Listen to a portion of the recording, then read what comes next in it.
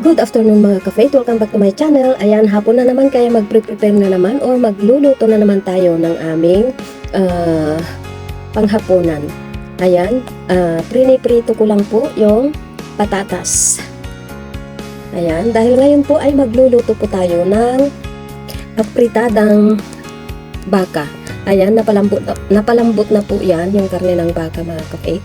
Ang ginamit kong karne ng baka ay yung may laman at saka may tendons. So, ayan. Nilagyan ko na rin siya ng bawang, bay leaves, asin, paminta nung pinapalambot ko pa siya. So, kompleto na yan mga ka-faith. So, ngayon po, iluluto na lang po natin yung patatas at saka carrots. Palambutin na lang natin. Tapos lagyan natin siya ng tomato paste. Ayan. Kunti lang, wag natin ilagay lahat yung isang lata mga ka-faith. Kasi kapag ilagay natin yung isang lata ay medyo maasim-asim na. Kaya mas masarap yung medyo matamis-tamis na may asim. O diba? Ayan, masarap po yan mga ka-faith. I-try nyo pong magluto. Basta palambutin nyo ng katamtaman yung karne ng baka. Napakasarap po. Marami po yan. Pero alam nyo ba, naubos lahat ng aking mga amo. Kasi nga nagustuhan nila. At ako rin, nagustuhan ko rin yung pagkaluto. So, masarap po yan. Siyempre, karne ng baka. So, palambutin lang po natin ang ating carrots at saka patatas. Then ilagay na natin yung bell pepper. So ayan, keep on watching mga ka-faith.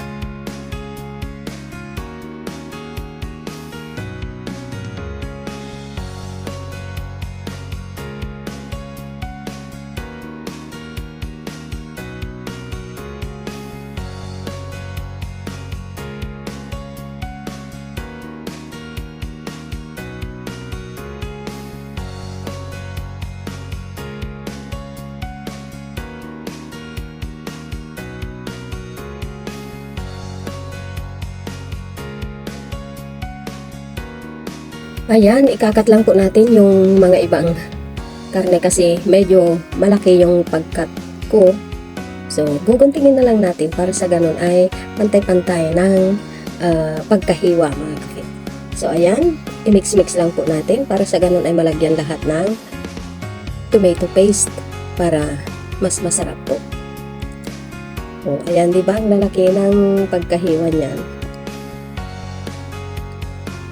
Napakasarap ang kalderetang baka. Ayan. Nilagyan ko na rin siya ng light sauce kasi kulang yung templa. Medyo matabang kaya nilagyan ko na lang ng light sauce. So, ayan. Tikman na naman natin. Kapag ako'y nagluluto mga kafe, talagang tikim ako ng tikim para sa ganun ay makuha natin yung tamang templa ng ating mga niluluto. Pero ito, pag maasim, lagyan natin siya ng kunting asukal. So ayan, takpan lang po natin para sa ganun ay maluto yung patatas.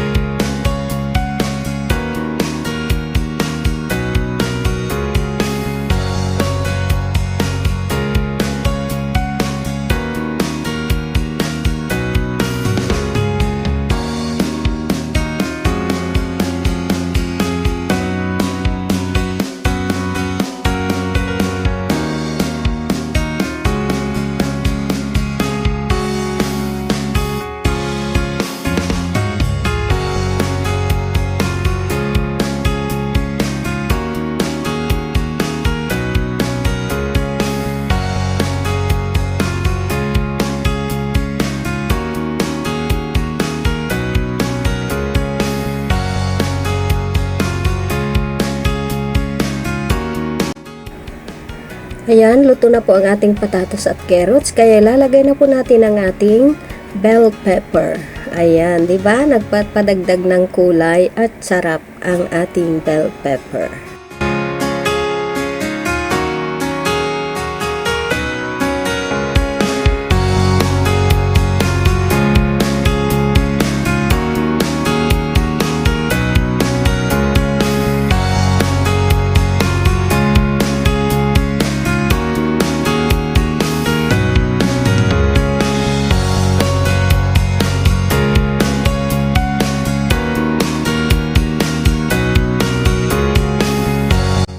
Ayan, luto na po ang ating kalderetang baka, kaya lalagyan na po natin siya ng cornstarch para pampalapot sa kanyang sauce.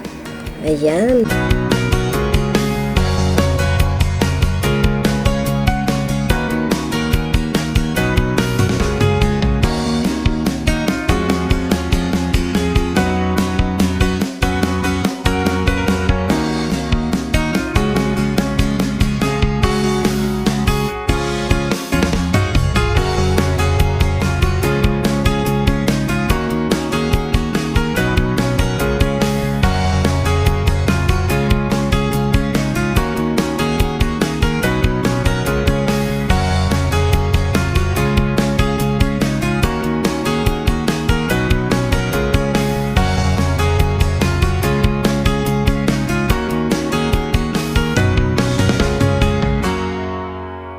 So, ayan na po mga ka-faith, luto na po ang ating kalderetang baka.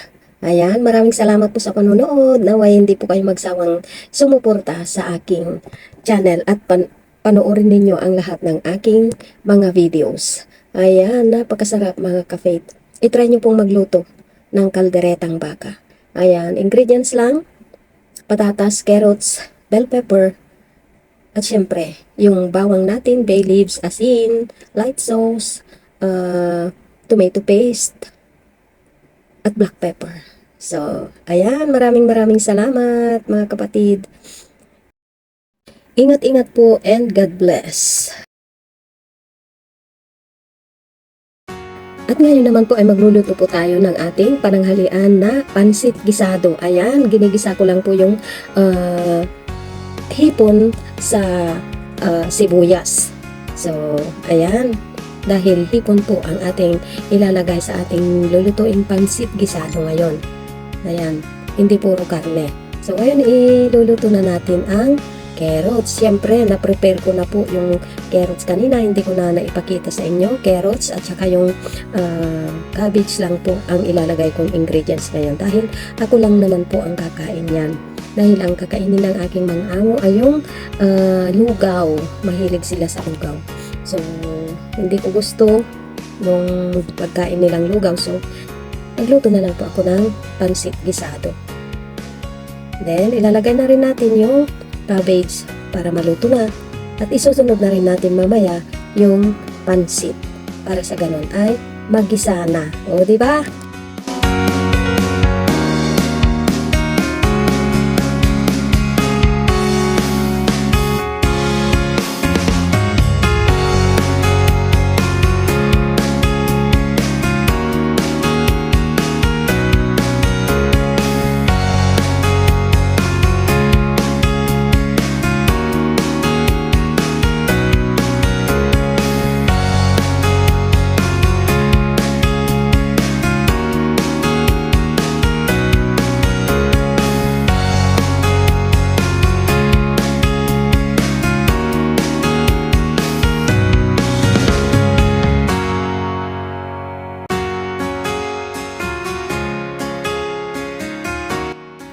Kung gusto po nating mas malinam na mga faith ang lulutuin nating pansit gisado, yung pinagbalatan at ulo ng hipon, ayun po yung binuli ko para yun ang gagamitin nating sauce ng ating lulutuing pansit gisado para mas malinamnam at masarap.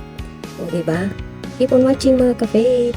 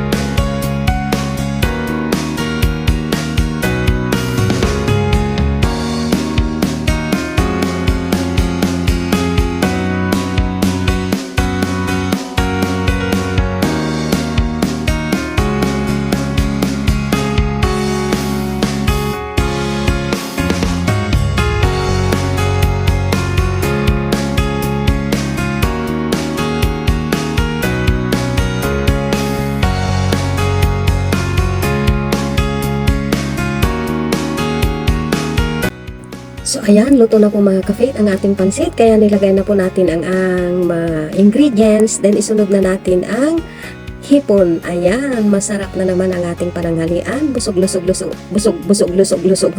Busog-lusog-lusog-lusog na naman tayo. Ayan, napakasarap niyan. Lalo na kapag may soft drinks. O, diba?